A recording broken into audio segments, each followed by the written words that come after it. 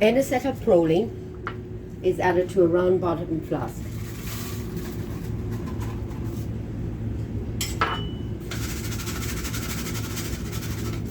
Followed by chloroform.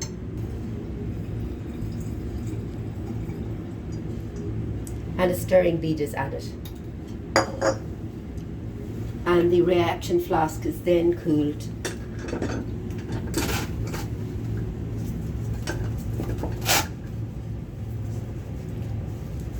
Please ensure the heat is turned off on the hot plate, and then stirring can begin. N-methylmorpholine is then added to the reaction.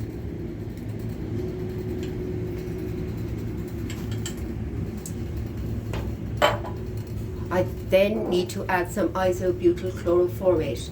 You can see that there's a balloon containing nitrogen attached to the isobutyl chloroformate. This is called a subacil cap.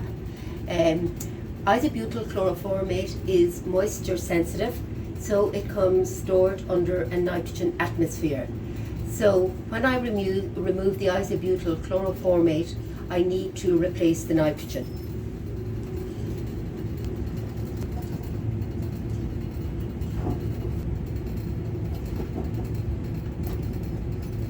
This is also added to the reaction.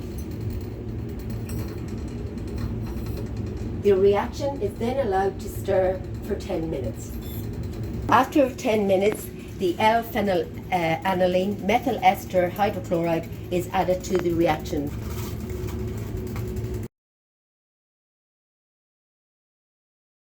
And then N-methylmorpholine is also added. The reaction is vigorous, so the N-methylmorpholine needs to be added using a Pasteur pipette, and this should be done slowly.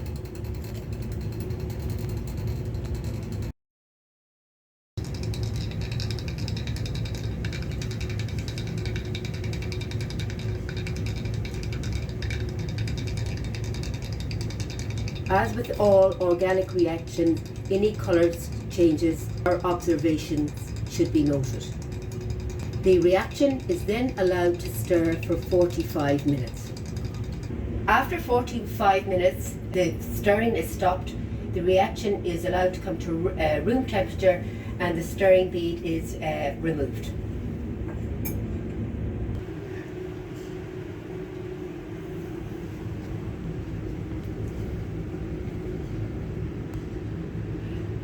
Your reaction should then be transferred to a separating funnel. Please note that the separating funnel should be always clamped on the ground glass joint. And now we're going to wash with 20 ml of 0.2 normal HCl.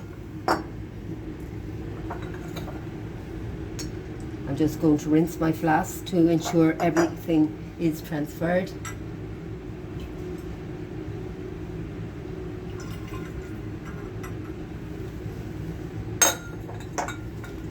Check my tap, and I'm going to put my cap in position.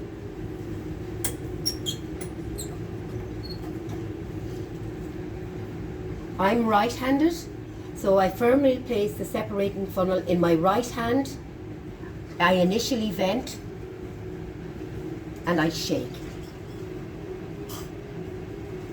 Typically, I would do this 3 times.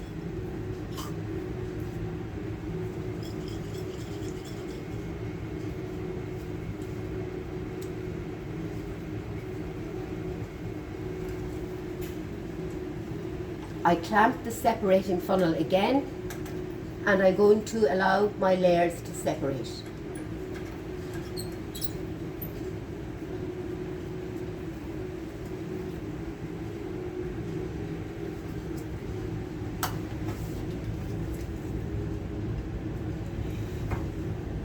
In this case, the chloroform is the organic layer and is on the bottom because it's more dense than the aqueous layer on top.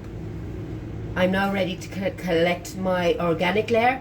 It's always good to label all your containers.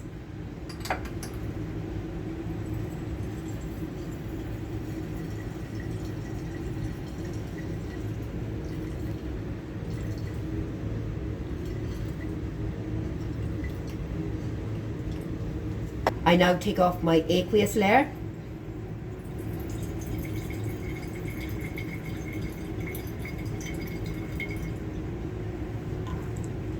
I then place my organic layer back into the separating funnel.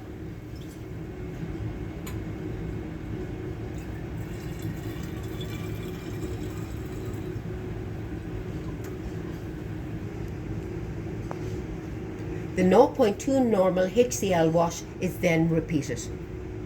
We are now ready to do our 1% sodium bicarbonate wash, so I'm going to add 20 ml of 1% sodium bicarbonate to the separating funnel.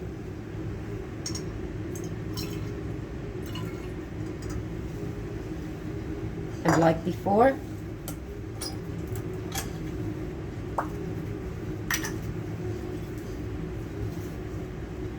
initially vent it, I shake, I vent, 2,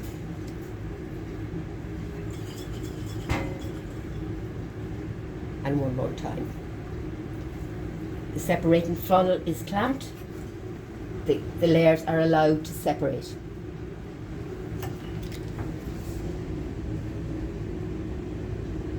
The organic layer is then collected.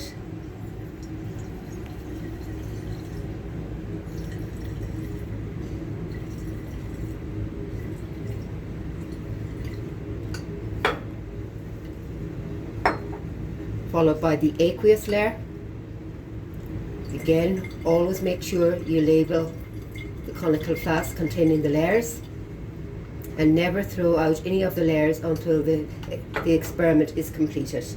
The organic layer is then put back into the separating funnel,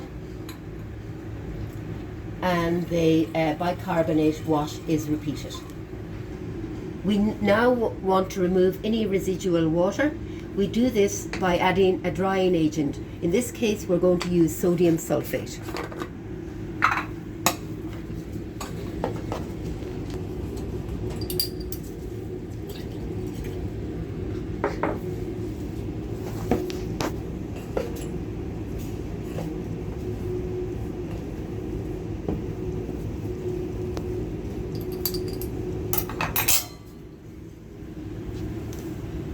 You should observe to see if the sodium sulfate has stopped clumping. This would be a sign that all the residual water has been removed. The solution that initially was cloudy has now become clear. The solution is then filtered through a fluted filter paper and directly into a round bottom flask. The flask containing the drying agent is then rinsed with about approximately 5 ml of chloroform. The flask is swirled.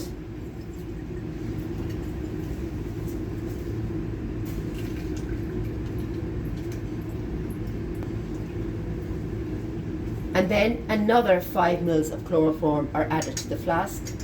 The flask is again swirled.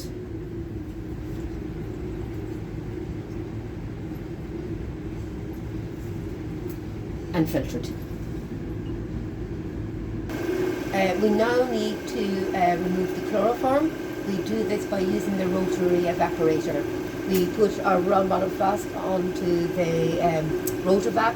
We put our BB clip in place, and we start it rotating. We then apply the vacuum.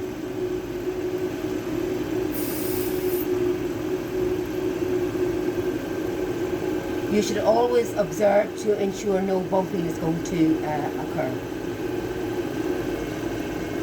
We then put the flask into the water bottle. After the chloroform has been removed, we stop the flask rotating, we lift it from the water bath, and we release the vacuum.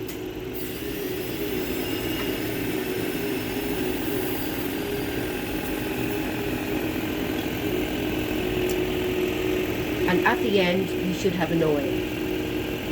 The oil is allowed to come to room temperature, and then a minimum amount of cold ether is added to facilitate precipitation.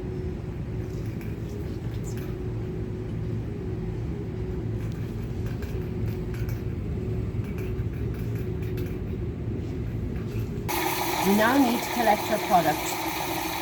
We're going to do this using Buckner filtration. I have placed my filter paper in the Buckner funnel, so I'm going to wet it using some cold ether. The product is transferred.